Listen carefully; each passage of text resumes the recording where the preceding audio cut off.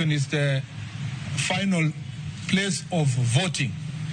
The police station is the final station of reporting any crime in the National Police Service, and therefore every person, including senior officers, even the minister, everybody else has to always go back to a police station.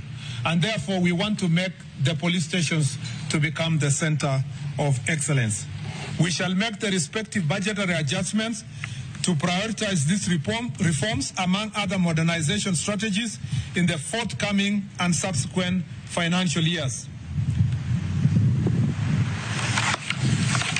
We shall also pitch for support of these priorities from our development partners to ensure efficient and effective implementation of these reforms. As we relentlessly advocate for appropriate conduct by the police, there must be a reciprocal emphasis on the responsibility of citizens to show respect towards police officers as they discharge their lawful duties.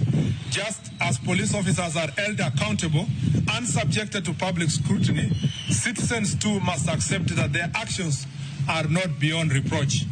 We are extremely concerned by the increasing instances where police officers have come under unwarranted attacks while executing their lawful duties. These challenges must not be ignored, and they point to a broader need to foster mutual understanding, accountability, and respect between the police and the public. In some instances, the nation has watched in disbelief as individuals forcefully entered protected areas such as parliament and police stations, with incidences such as burning police vehicles and destruction of government installations. Equally alarming are cases involving mob justice, acts of banditry, and illegal possession and public display of firearms. Such acts not only threaten national security, but also undermine rule of law.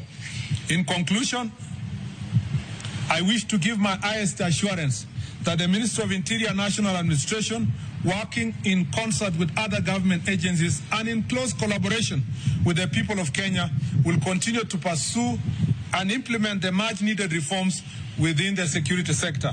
This process will be progressive and guided by the constitutional values, best practices, and the unwavering pursuit of justice and professionalism. I thank you. Waziri wa usalama wa kitaifa Kipchumba Murkomen.